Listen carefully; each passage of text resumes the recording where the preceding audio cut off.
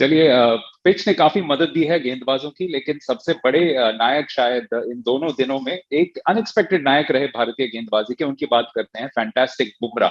क्योंकि पहली बार भारत में उन्होंने 5 विकेट लिए हैं, और जब मैच शुरू भी हुई थी वसीम, तब ऐसा लग रहा था कि शायद भारतीय स्पिनर सबसे ज्यादा असरदार रहेंगे, लेकिन जसप्रीत आए और उन्होंने पूरी तरह से मंच को अपने कब्जे में कर लिया।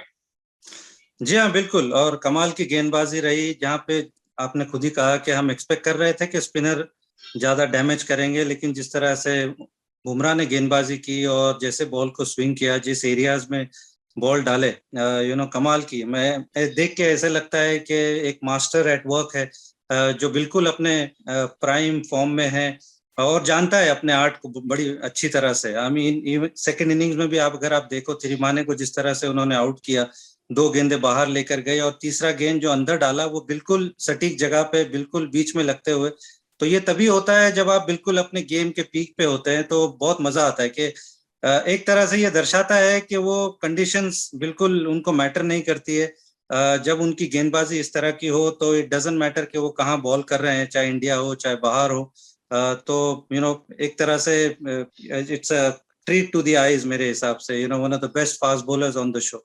मैं चाहूंगा कि आप अपने बल्लेबाज की टोपी यहाँ पे पहन ले और ये बताएं कि जो बुमराह की खूबियां हैं उनमें से सबसे ज्यादा चैलेंजिंग आपको कौन सी लगती है, क्योंकि उनका एक्शन भी थोड़ा अनयूजुअल है, गति भी बहुत जबरदस्त है, स्विंग भी करा सकते हैं, सीम के जरिए भी बहुत कुछ कर सकते हैं। तो क्या आपको लगता है कि सबसे चुनौतीपूर्ण चीज क्या है उनके बारे में?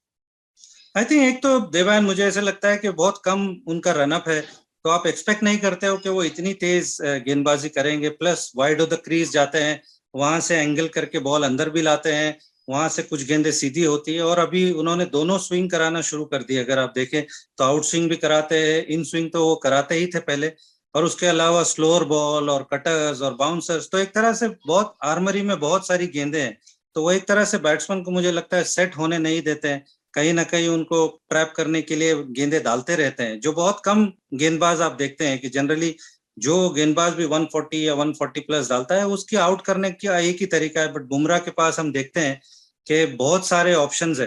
तो ये देख के बहुत मजा आता है, जिस तरह से उन्होंने आज डिक्वेला को भी आउट किया, और कहीं आपको एक बिल्कुल ही जूते के ऊपर आपको यॉर्कर डाल देंगे, बाउंसर से आउट कर सकते हैं। तो बहुत सारे मुझे लगता है ऑप्शंस, तो ये देख के बहुत मजा आता है किसी फास्ट बॉलर्स को ऐसे बॉलिंग करते हुए।